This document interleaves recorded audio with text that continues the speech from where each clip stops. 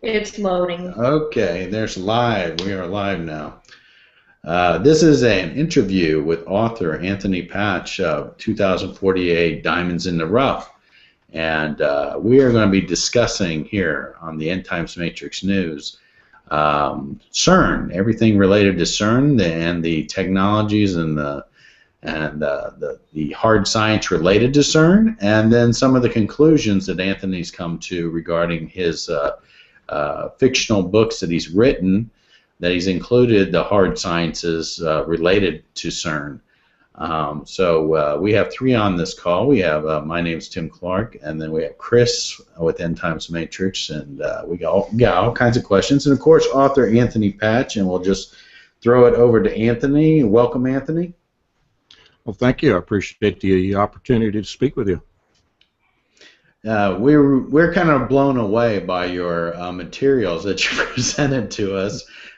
We've been studying CERN for quite a long time. We've been looking at it from a lot of ancient cultural relations to the hieroglyphics and things like that.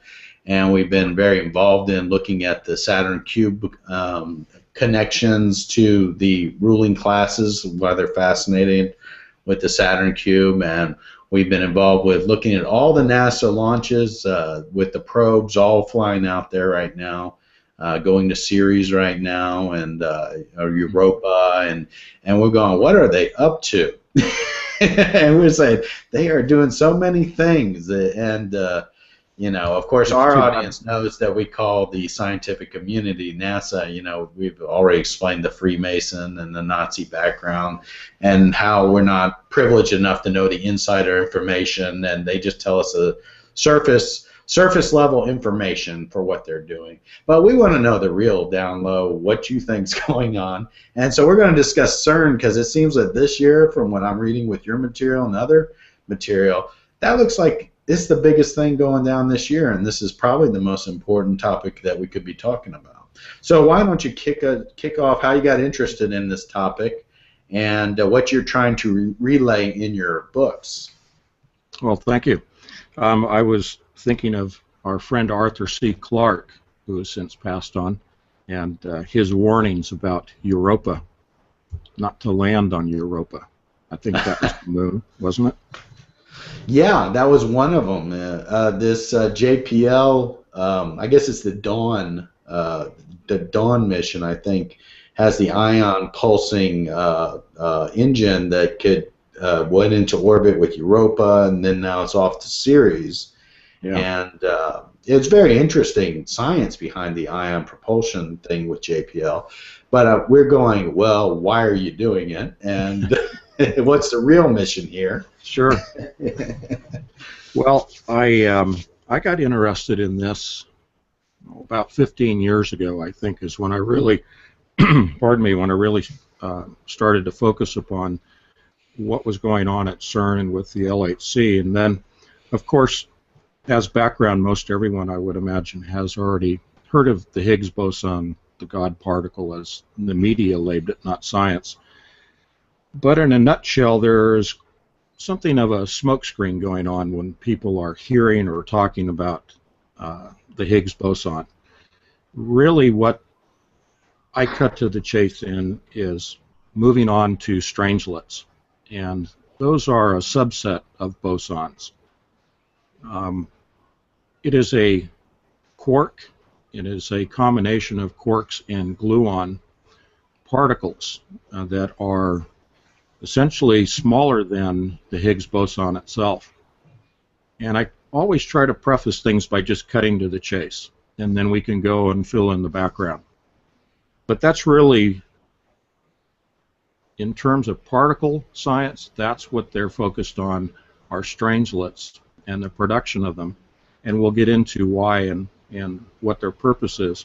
But of course, the big attention that is drawn by media and by people in general is the discussion of opening of a portal.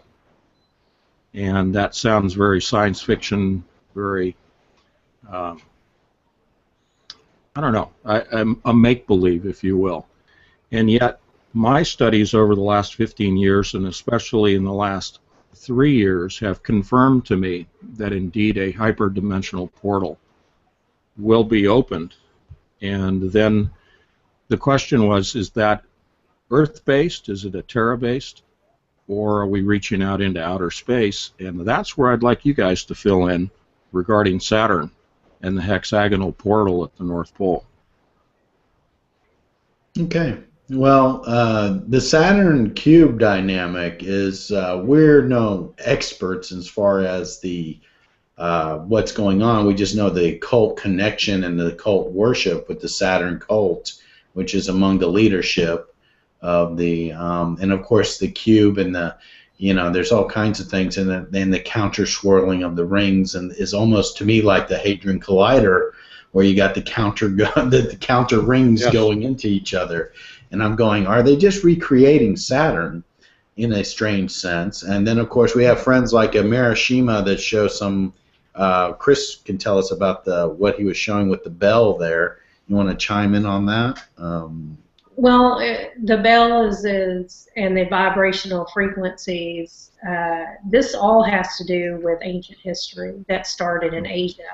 The Egyptians it followed along in Egypt after the flood with the Ogdod, with the 8. They worship the 8 deities, and the 8 deities are representative of the whole hexagon and the zodiac.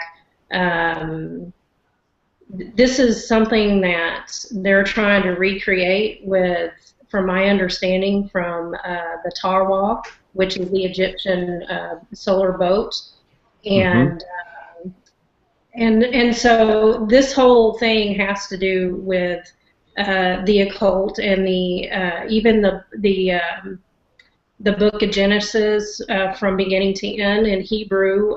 All of that, if you connect it all together, is this symbol of the collider. So throughout my research and with Saturn and the numerical system, all of this has to connect with the very beginning of time that I can dig back into with Cain and Abel from the very beginning of the Bible. Cain, I have been able to factually identify him with Menes, which is Namar, with the Namar palette. And that's dated on the winter equinox, which is December 25th of 3117. And so I know that there was something really big going on before the flood and after the flood. And I think that after the flood, all of this portal was sealed. And that is what they want to accomplish by breaking this dimension open again that they had open it during the ancient times. Right. I think we're both up to speed, all three of us on this, I should say. We're drawing from the same material, and we're, I think, of reaching the same conclusions at the same time. I think what I tend to really focus on is the physics of what's going on, and the purpose for focusing on the physics, for me at least, is to look for the clues. Oftentimes I think that the feedback I get from people, when they hear about the occult, and they hear about the ancient Sumerians, and they hear about the ancient Sanskrits, I think their eyes tend to glaze over, and it's too intangible, and it's too fairy tale-ish for a lot of people. I'm not discounting what you're saying. I'm in total agreement with what you're saying. I try to put the science to what's going on so that it becomes a tangible, something that people can say, okay, this is real. This is really what the physicists are doing. Whoever it happens to be that's speaking about that, if it's me or other people, then they can say, okay, what this guy is saying or what this lady is saying is real and tangible. I can buy into this. And that will hopefully prompt people to do some more investigation and study on their own. And that's really what I'm doing, is putting those pieces out there and saying, look at this deeper on your own. Use your own discernment, use your own intellect and curiosity, and go after it. I'm not here to spoon feed science to people because I'm not a physicist. But what I do have the ability to do, I think, is to make things intuitively understandable for the layperson. I'm a mediator. I'm between the physicist on one extreme and the layperson on the other extreme, and bringing the two together and saying, examine the science. I've distilled it down into something that's a little more understandable, again, intuitively understandable. Now go research it on your own. Yeah, I understand. That's why I love connecting with you, with the knowledge that you have, because I try to put all the pieces together when I'm researching ancient history, and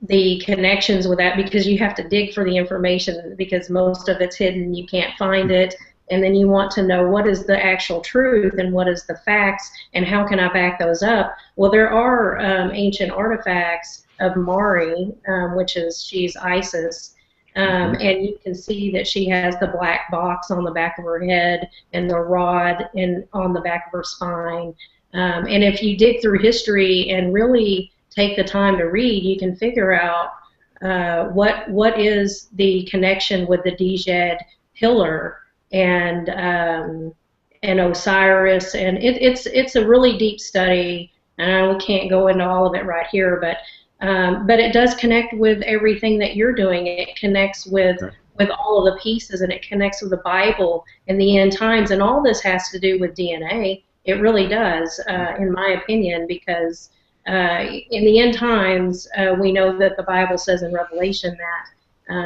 if you can't buy or sell unless you take the mark of the beast. And in my studies, the mark of the beast is the Aleph sign, which is the Shin letter of the Hebrew alphabet. I know that Cern has some type of project with the Aleph. Have you heard of that, with the Aleph collider? I have not. Okay. Are you speaking of the LEAF? It's ALEPH. Go ahead and fill me in on that, because I've looked at most of the colliders that exist in the world. Oh, I have wow. heard of the LEAF, but not in terms of the DNA project. My focus was with the Genome Lab in Walnut Creek, California, right adjacent to University of California at Berkeley with their synchrotron collider, and also that is adjacent to Lawrence Livermore National Laboratory. That genome project there is what led me to my studies of the third strand of DNA. But please fill me in on the Aleph. I'd like to hear, where are they using a particle collider to examine the proteins of DNA? Well, it all started, in my opinion, with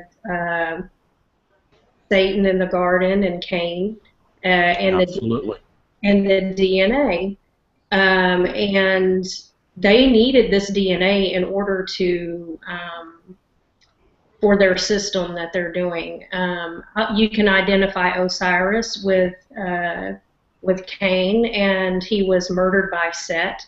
And this has to do with the splitting of gods, and this is why we have war right now with Iran and Israel, because of their systems with Marduk and all of that stuff through ancient history. But when Osiris was killed, there was something going on back in that time, and with the flood, with the Ogdod and the Enid, with the 8 deities, which actually were, if you look and read the Book of the Dead and all the tablets, the ancient tablets, they were 4 frogs and 4 snakes. Now these ancient Sumerians were geniuses in DNA. They were scientists. That was their life, was to study DNA and to do certain things for their future with DNA. But with the Ogdod and the Enid, I think that they had to do like a rebuilding of Osiris in order to keep their connections going with the DNA, and that's where Ptah comes in, Ptah, and Mari. they were all connected through this system, and it has to do with the Milky Way, and it has to do with how they travel through the celestial realms. Okay. And so I know that the collider represents all of their symbolism, all of it. From the beginning to the end, because Osiris is connected with Orion, and Orion, his belt represents the brain, and it represents bells. And they're connected to the Giza pyramid. The pyramids represent the moon and Venus and Saturn. And they're connected to the system, and that's what they're trying to rebuild, is this this portal that they had in ancient history back then. So I think that Saturn bell is connected with this that way. So the sign, yeah. I'm sorry, go ahead. Oh, I was just going to say, so Chris has this real good connection with the history and the connections of the old civilizations connected with Cern. And what we found with your work is that we found that you put together the science behind what they're trying to do, and then we extrapolate from that what they're trying to accomplish. And that's really, I think, for me and Chris, it's been a great benefit to see your research that you've done in covert catastrophe, that you were talking about the prequel for the synchrotron lab, and then your newest work, 2048, which has taken us even more into this type of technology and stuff like that. And so we're trying to put together, since we're talking about DNA, we know that you talk about third-strand DNA in your work. And why would this third-strand DNA be pertinent to what the elite have planned? Why is it pertinent? Why is the silicon and gold? Why are these things pertinent to what they're trying to accomplish? I'll answer that in just a moment with an observation.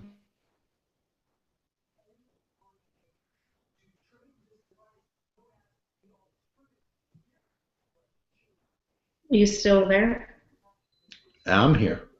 Let's see if he's here. Something happened. I guess we had a connection thing. Can you hear me, Chris? Yeah, I can hear you. I think Anthony cut out. Maybe he hit one of his connections or something. Oh, okay. I see him on the screen still. Hello. Hey, Anthony.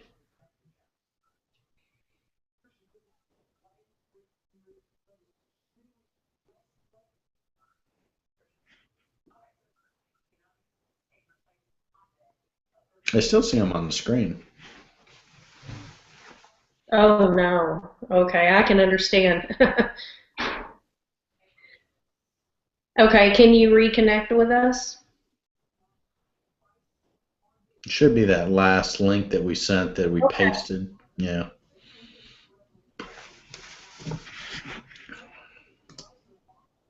Yeah, we've had a couple of instances with not connecting too.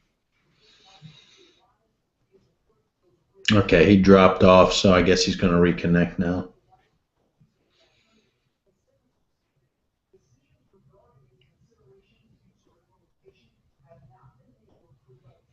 All right.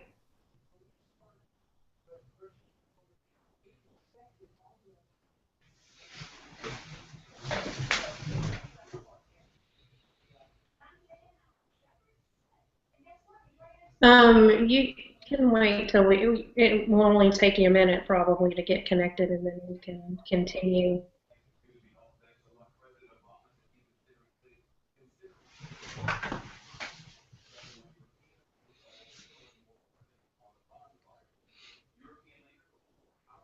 We always have fun with technical difficulties. And I had so many questions for Anthony. I need to. Yeah, I know. You got a lot of questions.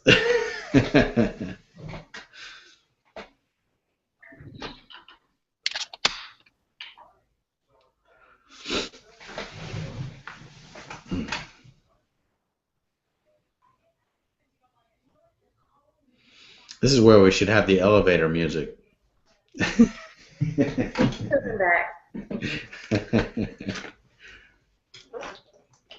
He said this has happened to him before. He's had when he's going to talk about this, all of a sudden he magically has a crash. But he's Yeah. about to connect again with us, so. There he goes. Alrighty. Great. Okay. There he is. Oh, I'm so glad you're back, Anthony. Yeah, it does happen. Let's see. We were talking about what? Where were we there? Chris, why don't you? We were at the. You wanted to make a point before we talked about the DNA. You asked me about the third strand. Right. Yeah, third strand. What it means to people right now, today, in their daily life, is the mark of the beast. It's my conclusion that whether you're accepting a vaccine, demanding a vaccine, put in a FEMA camp and injected, however it ends up being introduced, or whether it's a vaccine or another form of transmission, there are many theories out there in terms of aerosolized spraying of the atmosphere, so-called chemtrails. Did I just lose you again? No, I'm here. Chris, you're here, right? Okay, there we go. All right. To cut to the chase, because I know our time's limited, third strand is a control agent. It will modify the DNA that exists in your body once it's introduced. It serves not only as an internal modifier but as a control mechanism. The third strand is composed of silicon, same as a computer transistor. It is coated in a nano-thin coating of gold to increase its surface area in order to impart the maximum amount of digital information onto that third strand. Pardon me. The third strand, with that digital information, then internally modifies our DNA, and it continues through the replication process. It also is controlled, pardon me, controlled by the outside influence of electromagnetic signals, be they microwave or otherwise. They can be produced and transmitted by HAARP, by satellites, by cell towers, a number of remote sources, local remote sources. The nub of the issue is to control us, to dumb us down even more than has happened already with the population, and essentially create a serf class, S-E-R-F, a serf class of people. You know the Georgia Guidestones, and that they indicate a reduction of the population to 500 million. That essentially will be the serf class, the slave class for society, to do the bidding of what people want to call the elite. So that, in a nutshell, is why the third strand was developed. This is all information that is public. Anyone can find it. But that's the purpose of it. So I'll stop there. Okay. Well, yeah, go ahead and get a drink. Let's see, with the time remaining, we have about, what is it, about 45 minutes. Do we want to talk about the 3 dates for CERN this year and what you think what they're going to accomplish? What do you think we should cover for this? No, I had a comment on that. Oh, okay. I'll let Chris. I've always been very interested in DNA, because not everybody has the rhesus monkey blood. Not everybody has the Homo sapien DNA. I know that when I've seen Obama address the Homo sapien blood and a few other people that are in, politics, but they never. Why do they address, just the Homo sapien? Not all people have that type of blood. There are different people that have, rare bloodlines, and I know that it's interesting how they put their symbolism and messages out there from television and movies, and you see that new series they have called the 13th Monkey, and the remake. Yeah, so I find it real interesting that there's something to do with the rhesus monkey. That the rhesus monkey comes from India, and I know that CERN has Sanskrit glass plates that they use for their collider, and I Yeah. know that it's the same thing like the Egyptians. They had to have a certain tone and harmonics. It had to be a perfect acoustic in order to open up this way that they were going on their solar boat when they traveled. And I'm just interested in wondering why does it have to be the Vedic language? Why does it have to be what does it have to do with the rhesus monkey and the DNA and the Sanskrit? It's all this all has something to do with it. Do you know anything about the Sanskrit glass plates and or the I have recent? I have seen those at CERN. Um, I think it is part of their ritual. There obviously is a demonic ritualistic process that is taking place that is an adjunct to the hard science. When you're looking at the fact that the monkeys are considered sacred in India, there's a reason why they're considered sacred. There's also, in terms of vibration, because of the universe, all matter vibrates, energy vibrates. You take energy down to a lower level and you have solid matter. When you speak of the language or you speak of the symbolism, you're speaking of essentially recreating a vibration that they have found to be a key. Part of it is external to the world, to our universe, but it is also a key that affects our bodies in opening the third eye, as it is known in that culture more predominantly than ours. When we speak of symbols, whether they're broadcast in the media or they're located at CERN itself, the symbols are things that are then internalized when you read it, that you pray about in your own form, occultic form. It is also something that you verbalize and therefore create vibrations that have an effect upon the environment. I think it all ties together to the opening of the portal in terms of not only creating massive amounts of energy derived from the collision of particles, the energy itself, of course, being a vibration, but they are also using us as humans to create a vibration to enhance that collision-derived energy in the collider itself. They all work together. I think the vibrations that we produce, and I'm not a New Ager, but in terms of certain occultic practices verbalizing those rituals, those prayers, then affects people personally, whereas the collider is affecting the environment as a whole with the energy that it's producing. It has to physically move particles apart in the matrix, and the movie has borrowed that for their title, but that's not the real matrix. It is the Higgs field, which is composed of what are called WIMPs, and these are heavy particles that are slow moving with low energy, but they're physically moving those particles apart with the energy that's created in the collider at the time of these collisions. That's where the portal is. When the portal opens, I believe they'll be verbalizing from those symbols those things that will affect humans individually.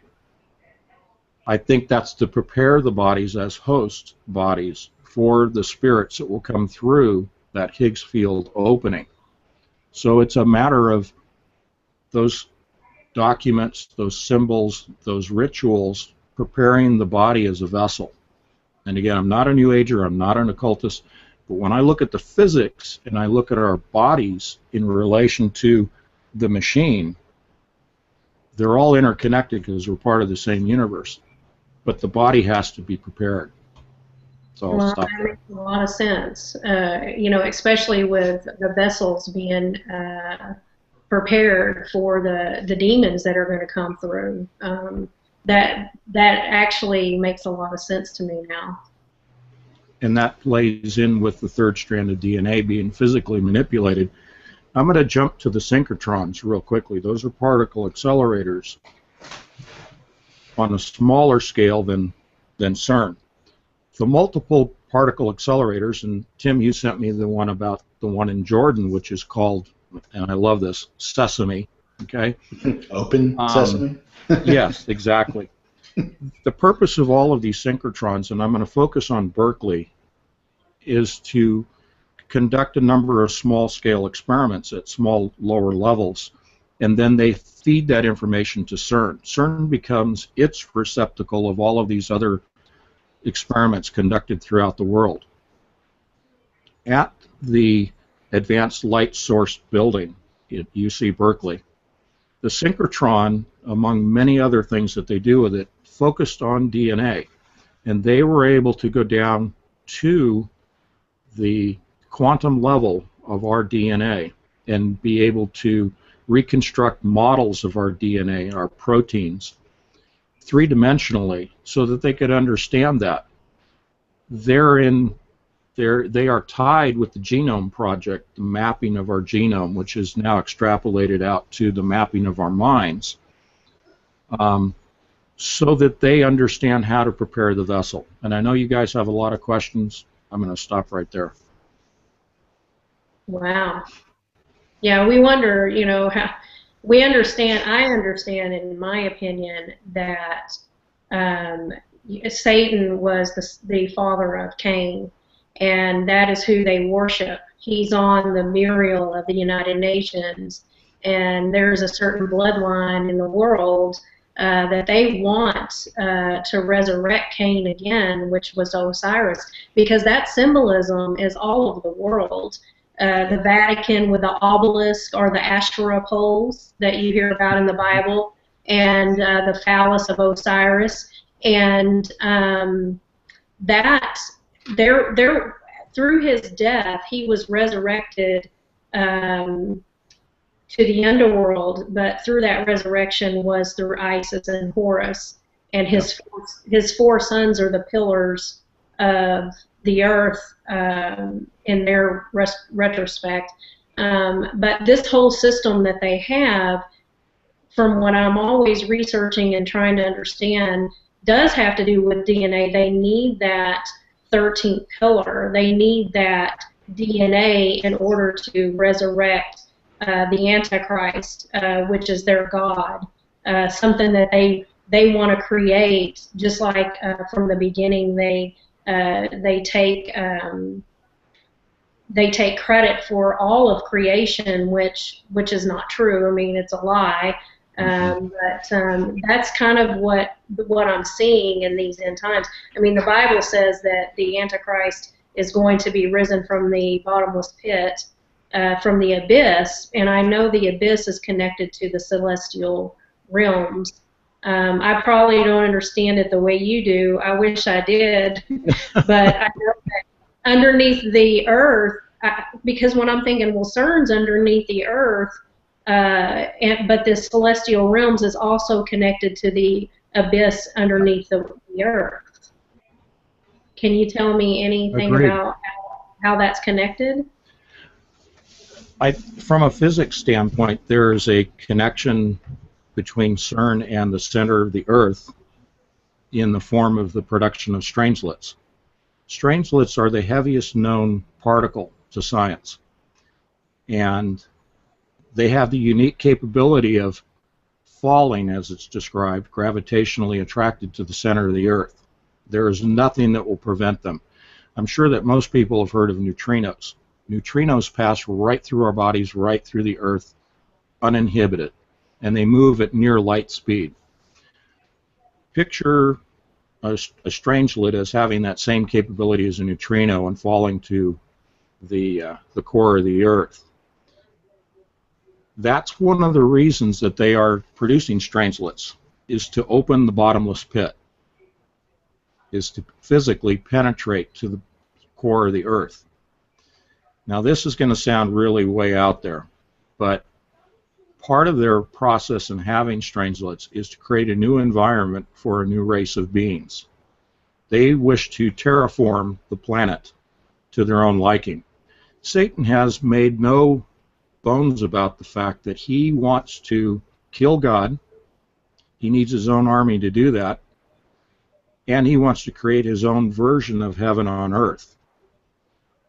If strangelets are produced in large enough quantities and given enough time, they can actually change the earth into a neutron star. Now, I don't believe that's going to happen anytime soon, and I don't believe we're going to be around to see that happen. But that's part of the goal, part of the whole issue of the bottomless pit. Well, So where I'll did stop the there. strangelets come from? Where are strangelets from? Excellent question. Cern. And Oh, also from the Brookhaven lab in New York. Brookhaven, New York, they have what is known as the relativistic heavy ion collider. I mean, we've got all these colliders all over the world. It's just amazing. yeah, I learned that from you. I had no idea. I thought there was one collider, and when I read your material, I said, "Oh my gosh, there's more than one collider in the world." So I guess and I guess Tim brought something up earlier about the timing of when they're going to start working. Revving up this thing again is in March, and it's during the black sackcloth sun. And then there's another time in September, which is during the end of the Shemitah year, and this is going to be the same exact day that the Pope is going to address Congress. And That's I just right. kind of wonder, is all of this connected with each other? They are all absolutely connected. I appreciate your research into the occult and into the ancient studies, because that is how they time the activities at Cern. And yes, the blood moons are tied into this. We actually have 3 significant time frames this year, and a lot of people want to know what's going on in terms of time. Is it going to happen tomorrow? Is it going to happen this year? Whatever that might be. Yes, we have March, we have May, and we have September. September 23rd, 24th is what you're referring to.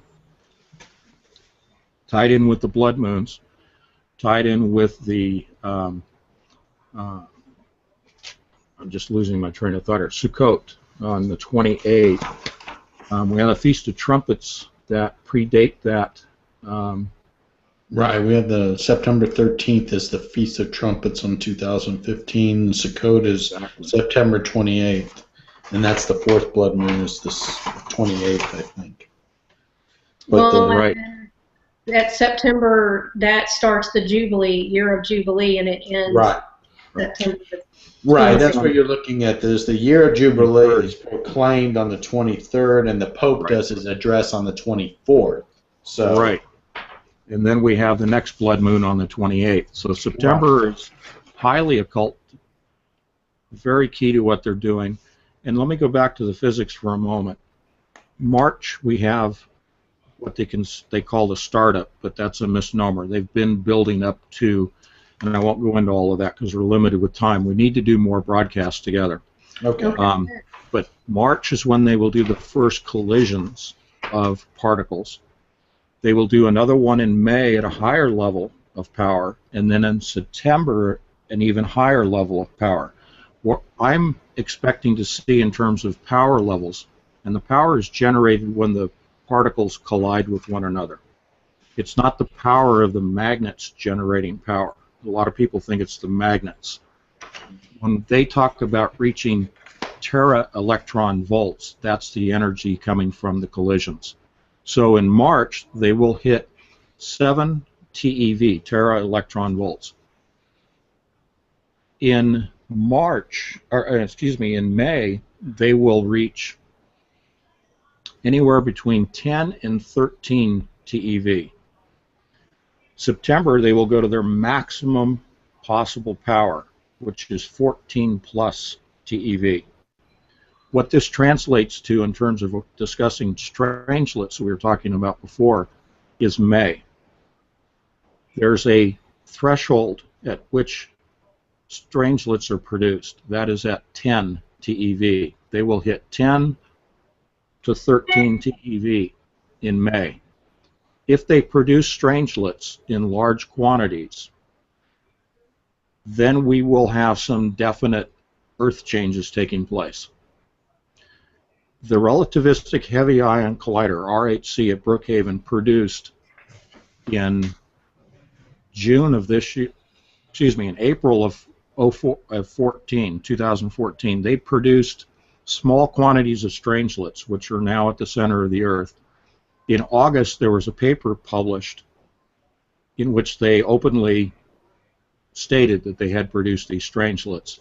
And yet, when you talk to people at Cern about strangelets, they will deny it, completely deny it, even though in 2010, 12, and 14, they published papers saying we have been producing in our previous experiments strangelets. So they will lie to you to your face while publishing papers saying, look at what we've accomplished. So, time frames. If they are producing strangelets in May, they certainly will produce more in September. If we're talking about the portal, when do I believe that it will open? I think it's September. I think it's the 23rd or thereabouts in terms of their rituals and the Pope and their symbolism. And having all of the components together that they need, they have the power generated by the collisions, they have the strangelets that they need, and they have their symbols and their rituals and the astronomical alignments all pulling together and focusing on September. So I'll stop there.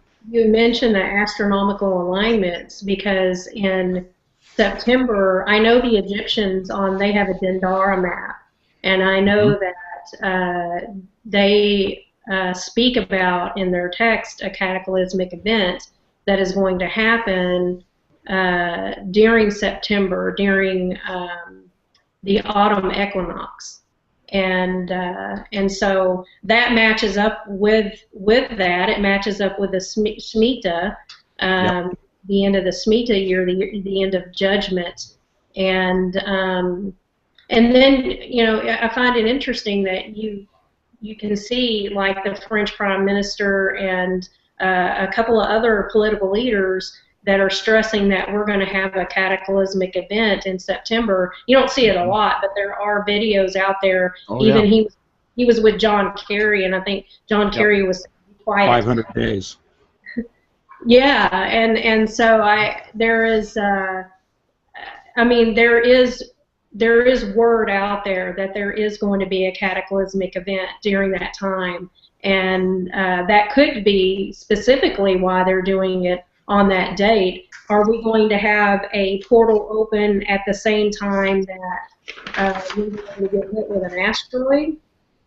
I mean, because is that what they're talking about? Is right. Wormwood is, to my understanding, wormwood is an angel, and it's going to be thrown down to the earth because asteroids and moons and suns are supposed to be representative of angels and the celestial realms.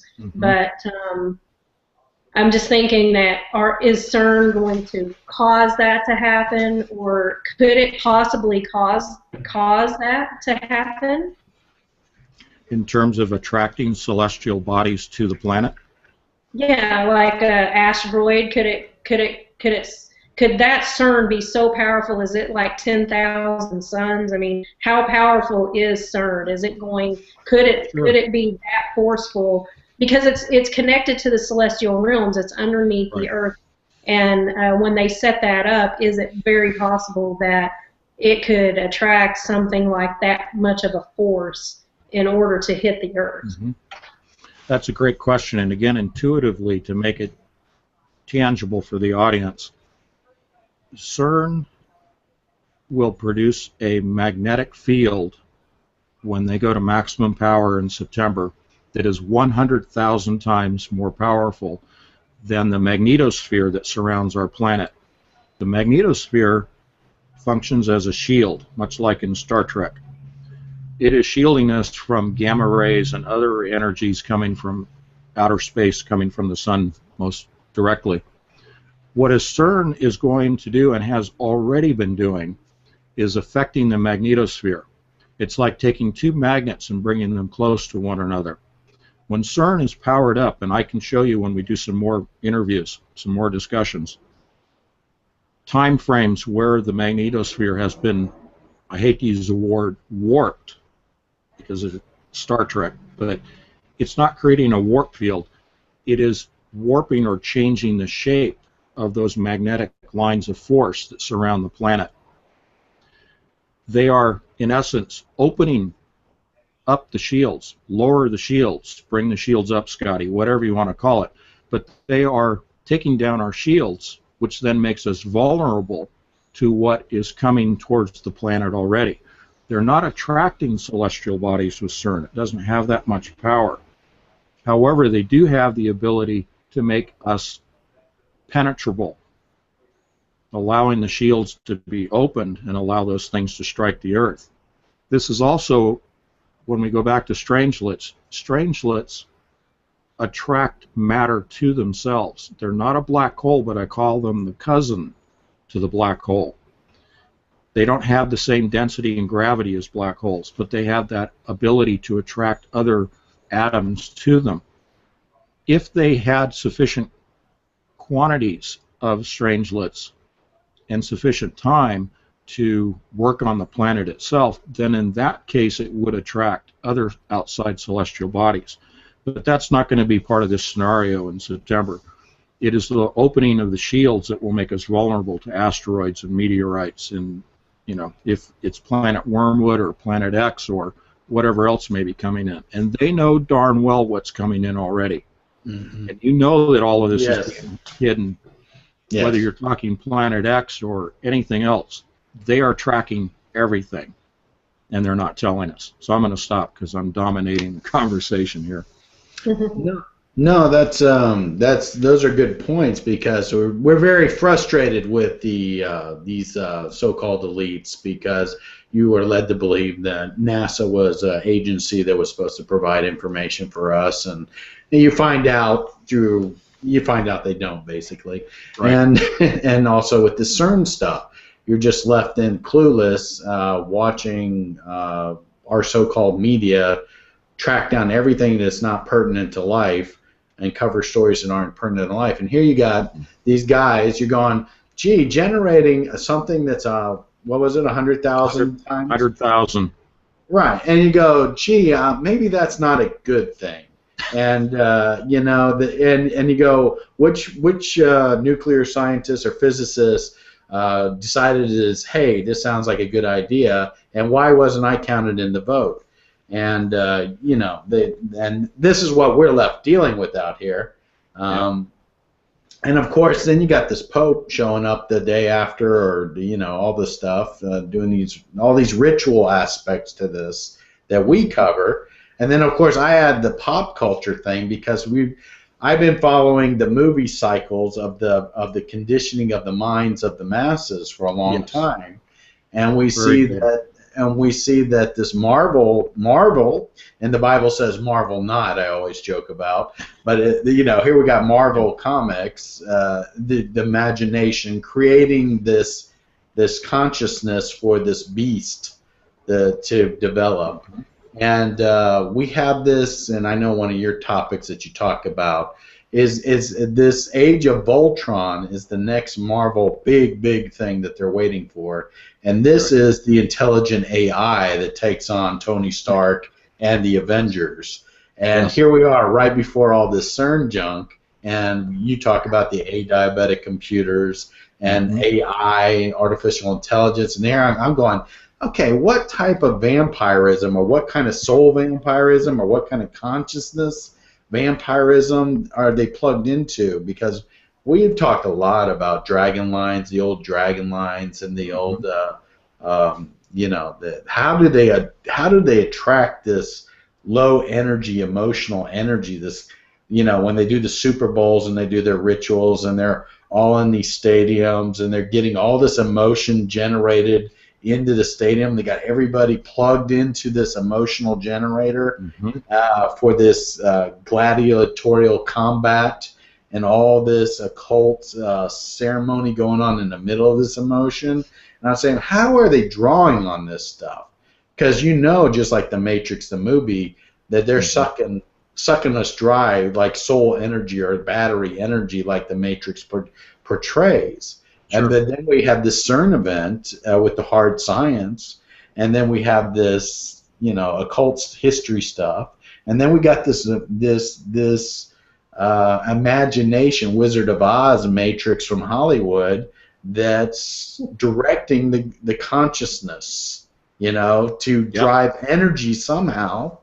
And I'm going, how does this stuff work? And where did these guys get this from? And it's like, so that's what we deal with a lot. And you're just adding all the nice science to it,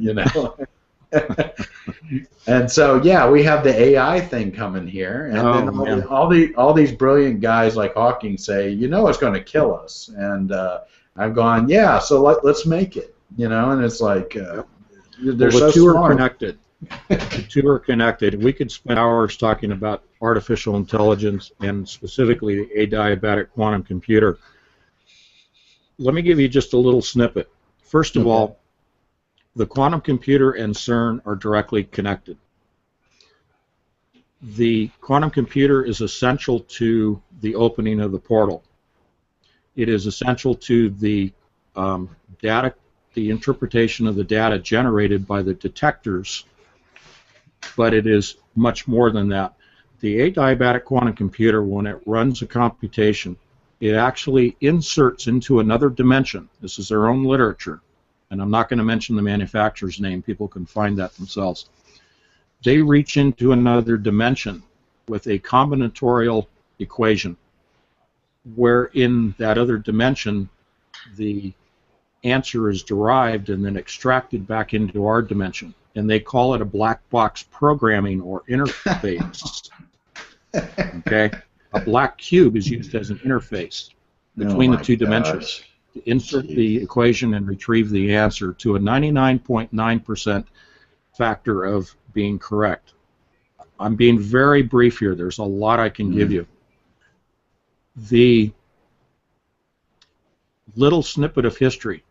Back in 2010, this company on its public website said that by early 2015 they will have an artificially intelligent computer that will have the equivalent processing power of all of the human brains on the planet, over 7 billion people, 7 billion brains. 6 months after they put that out in public domain, it was taken down. I captured that, and that's what's led into my first book, Covert Catastrophe, and leads into this. The issue here is that at a quantum level, they've already achieved the ability to open a portal using the computer. At a macro level, meaning the CERN machine, they will now use that computer to control the collisions and the energy to open the Higgs field on a macro level and allow Satan and his demonic entities to enter our domain. Same process. It's not the solution to a computation that's coming through from another dimension, but spiritual entities. And I'm going to give you one more back step. We were talking about Berkeley, and then you mentioned the obelisks.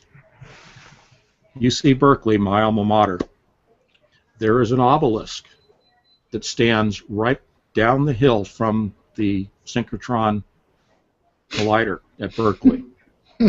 It looks exactly like the obelisk that is in Washington, D.C., and in Egypt, and in the Vatican. It is in alignment with the synchrotron, the obelisk, Alcatraz Island, where there is a lighthouse, and the center point of the arches of the Golden Gate Bridge, and you know from occult what Golden Gate infers, and aligns with the constellation Ursa Major, the Big Dipper, from which we had a gamma ray burst occur that struck right at that point, and that is in my first book. So there's an awful lot going on a bunch of different levels here, but I wanted to mention the obelisk to you because why is Berkeley? Why is Silicon Valley? Why is San Francisco? all of that concentrated in the San Francisco Bay Area where I grew up. In Star Trek, they have their headquarters in San Francisco. The manufacturer for the quantum computer is in Silicon Valley. The Lawrence Livermore Laboratory. There is so much going on in the Bay Area that is just amazing from an occult standpoint. And I'll just back off from there for a moment. All right, so we have about 15 minutes left of this interview, and of course we have to have follow-up interviews, and we'll break it into more focused segments, you know, because trying to do everything in 1 hour is like, it's totally impossible. And so, Chris, you got questions you want to finish this show out with, and because we know that you have to leave, and then we'll pick this up. We'll take questions from the audience to feed to Anthony, and we'll get a more focused segments for the future podcasts, because we'll do this on YouTube, and we'll also feed it through the podcast, so people who want to listen on the download, listen on the radio, listen on their podcast players when they're driving around, so they can hear it, so they can think about these things. And also, Anthony's website is, go ahead and give out that information of what you offer on your website for purchase. Yeah, I have right now at anthonypatch.com. It's Anthony and then patch.com. 2048 Diamonds in the Rough. And also the first part, and it's only in a draft form because of the need to get this out quickly, part 1 of 3 parts of the companion book that explains the hard science to 2048 Diamonds in the Rough. The first book is undergoing some updates because I need to re-release that as a proper prequel, and I will have that on the website in about 2 weeks' time. Okay. That's great. And I'll just tell the people, I'm halfway through the 2048, and I've read the prequel, and I'm just going, this is mind-blowing from the science side of things. If you want to, like Anthony's saying, he's a go-between between the hard sciences and the lay people, so that it can fill in some of the holes for us, you know, so of what what's going on. So, and it's time sensitive. All this stuff is time sensitive, because we're in 2015. We're in February of 2015, and we're only talking about a 7-month time span here, and we're talking about a lot of crazy stuff in a 7-month time plan. And we don't even know if we'll be on the internet with CISPA and all these other things going on. So you need to get this information now, so that when people say what's going on, you at least have some you know, grasp on what's going on. So, and I thank Anthony for doing all the stuff he's done with condensing this. Any final questions here, Chris, so he can fill that you want to fill in on this first part? No, I would love to talk, you know, again and have some more time another time. And sure. I'm very interested in the DNA aspect, particularly because of the links all the way from ancient history through the Mayans, through the calendars and the Giza Pyramid, that link with 2016. And and Hermes, which is Thoth, he carries the caduceus, and that represents the DNA. And so I would love to connect again sometime and ask you some more questions that I didn't get to ask, and go over some things and get this information out, so that way people in the world can wake up and understand what kind of programming we're in. I mean, I don't watch TV anymore. I haven't for the longest I don't either. time. Yeah, it frustrates me so much. God woke me up a couple of years ago. He shook me to the core to my bone, and I woke up and I went out and got survival gear and all this stuff, because I was like, that's how hard it hit me. And I said, what is God trying to tell me? I'm living my normal life, and I don't understand, but something has really hit me to the bone. And I've got to figure out what it is. And that's when I started reading. Sometimes I read 8 hours a day, and I read and I try to understand ancient civilizations and DNA and this Cern collider, and what is their plans for the end, and how can we wake up other people and make them realize the cult that has enslaved us, and how we're being tricked in our minds that this isn't the way that it's supposed to be. So that way people can realize that there is more truth out there than meets the eye. Yeah, I would echo what you're saying, because I've been a Christian believer since age 16. I'm 61 now. But I echo what you're saying in terms of being hit hard. And about 5 years ago, that burning impetus to start studying, and then a little over almost 3 years ago now, I've never written books before, but it was clearly evident to me that he wanted me to sit down and start writing. And he put a burning desire in there, coupled with an enjoyment. I love creating the characters. The characters take on their own storyline. We can talk about that at another time. But it is clear that the Lord is calling us to be spokespeople, spokespersons, to get this information out, not to scare people. We are not scaremongering anybody. I can tell by you guys already, and I'm just meeting you. Our purpose is simply to ask people, look at what's going around, study it, examine it, determine what's happening. If you don't know the Lord, please turn to the Lord and ask Him to be your Savior, to save you from what is coming, if you want to look at it that way, but also to develop that relationship with Him, and it'll bring that peace beyond any understanding. So really, that's really my purpose in writing the books. It's not to make a bunch of money. It's not to do anything except to be a good witness for Him. As a footnote to the book, it is downloadable as a PDF, both of those. I did that on purpose because, as you said, Tim, it is time-sensitive information.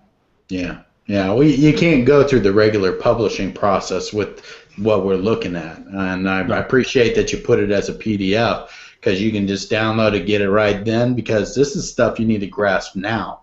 You can't wait till it goes through the publishing processes of Amazon or Kindle publishing and all that kind of stuff, because it'll just take too much time. And like I said, we have a 7-month window to where, from Anthony's conclusion, he's saying that something's going to happen. It looks like, from everybody gathering together, and all the ritual players that we like to watch are gathering together for a September event. And I'm sure we'll have lots of false flags between now and then, steering people this way and that way. But that seems to be, and we'll get into that at a later time. I won't. Like I said, on one of the shows that we do, I can get out my information on the calendars and how they connect with the pyramid. We're in the capstone period now, and it ends in 2016, and it is so incredible the way that it's so mathematically mapped out between each pyramid and the Mayan calendar, and it's on our dollar bill. It connects with May and the birthing of the Peruvian Illuminati, and they send us warning videos too out there with their symbolism and their messages to that too. But it's just good to get this information out to people, because I know that, like myself, I was looking for the truth as far as from a Christian point of view, and not from all the lies, and you have to filter through all the lies out there and disinformation. But I know the more and more people start to wake up, God wakes them up, they're going to be looking for information and maybe come across our videos and see and figure out what's going on and what the truth is about what's going on in the world, and how it is going to be a new world order. We are going to be hit with a Trans-Pacific Partnership.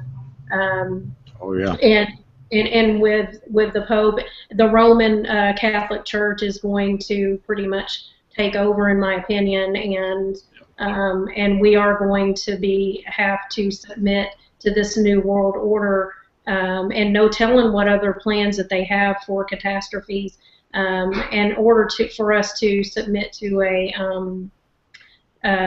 mark at some point. I mean, because the Bible tells us that in the end times, the abyss is going to be open, and we are going to have to take the mark of the beast in order to buy or sell. But in my train of thought, I want to really emphasize and warn people that that is going to change your DNA and who you are, and that's it. So. Yep. I urge people not to take the mark of the beast and not to be caught up in this worldly system, but to seek the Lord and to find the truth. So that way, because He is the gate to heaven, and so that's just my thoughts for the end of the show, and hopefully we can connect again, Anthony. I appreciate you coming on with us today. It's been a pleasure. Yeah, thank you very much, Anthony. And just a heads up of news I heard today was that Obama and Merkel had their announcement today that they're all meeting in Bavaria in June.